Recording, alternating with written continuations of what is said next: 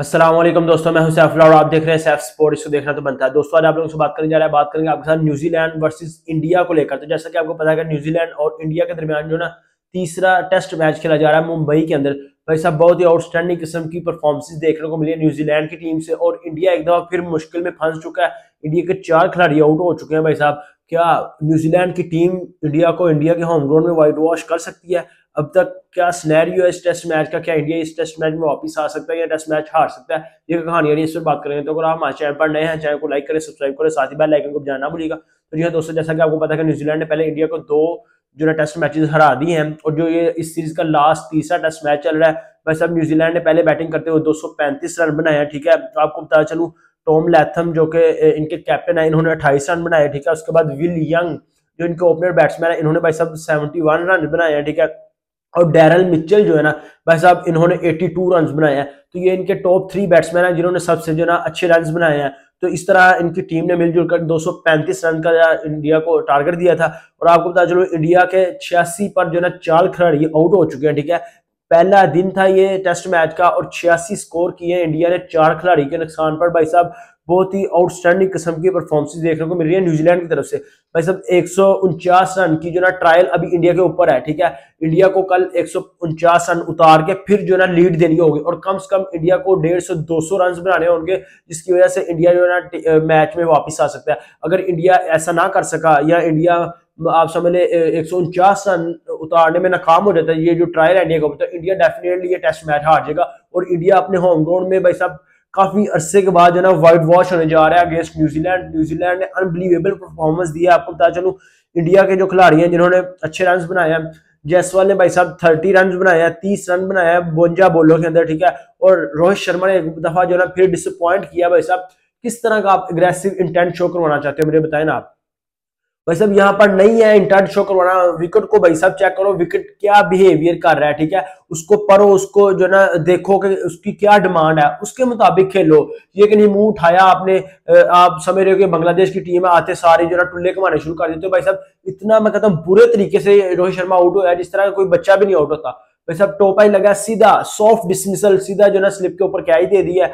तो अनलकी रहे यार, फिर मुझे इसकी समझ नहीं आ रही। उसके बाद भाई साहब विराट कोहली साहब भाई सब रन आउट हो गया है। पहले दूसरे सेकंड टेस्ट मैच के अंदर इन्होंने जो ना ऋषभ पंत को रन आउट करवाया था, और अब जो ना खुद रन आउट हो गया। भाई साहब प्रेशर ही नहीं हैंडल हो रहा इनसे, इनको पता ही नहीं चल रहा हमने करना क्या। भाई साहब विराट कोहली 4 रन बनाया अभी तक, इतना प्रेशर है कि भाई साहब उनको सेट होने का जो टाइम नहीं मिला। तो एक सॉफ्ट डिसमिसल है ये भी मैं समझ लो, आप रन आउट कर दिया मैट हेनरी ने, और आउटस्टैंडिंग किस्म का भाई साहब रन आउट किया। ठीक है, आपको बता चलो अभी तक इनके 4 खिलाड़ी आउट हो चुके हैं। 86 जो ना इन्होंने रन बनाया, 19 ओवर खेले हैं। ठीक है, ग्रीस पर मौजूद है ऋषभ पंत और शुभमन गिल। भाई साहब ऋषभ पंत की जो विकेट है ना ये जरूरी है। अगर न्यूजीलैंड इस विकेट को लेने में कामयाब हो जाता है, ऋषभ पंत कल आउट हो जाते हैं अर्ली मॉर्निंग, तो भाई साहब इंडिया जो ना बिल्कुल एक साइड पर लग जाएगा, और इंडिया समझ ले ये टेस्ट मैच हार चुका है।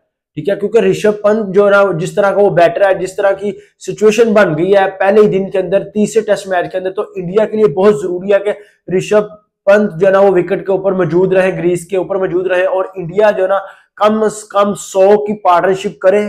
तो फिर इनकी अगर जो ना टूटती है पार्टनरशिप, फिर इनका एक आधा खिलाड़ी आउट होता है, तो तभी इंडिया के लिए फायदा। अगर इंडिया अर्ली मॉर्निंग 25-20-25 पे आउट हो गया तो इंडिया ये ट्रायल उतारने में नाकाम भी हो सकता है, मैं आपको बता दूं। ठीक है, इंडिया पर ऑलरेडी बहुत ज्यादा प्रेशर है। गौतम गंभीर को आप देख सकते हैं भाई साहब ड्रेसिंग रूम में बैठे हुए हैं, उनके जो ना चेहरे पर पता चल रहा है साफ को भाई वो प्रेशराइज बैठे हुए हैं, उनके ऊपर बहुत ज्यादा प्रेशर है। क्योंकि आपको पता है इंडिया गौतम गंभीर की कप्तानी में इंडिया एक तो ओडीआई सीरीज हारा है श्रीलंका के अगेंस्ट, दूसरा इंडिया जो ना अपने होम ग्राउंड में हार गया है टेस्ट सीरीज अगेंस्ट न्यूजीलैंड, और ये व्हाइट वॉश होने जा रहा है। ठीक है, तो अब इंडिया को बहुत अच्छी परफॉर्मेंसेस देनी होगी, आपको बता चलूं।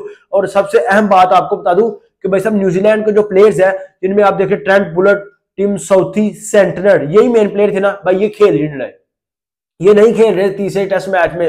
लेकिन फिर भी जो ना इंडिया एक दफा फिर कोलैप्स कर गया, टॉप ऑर्डर फ्लॉप हो गया।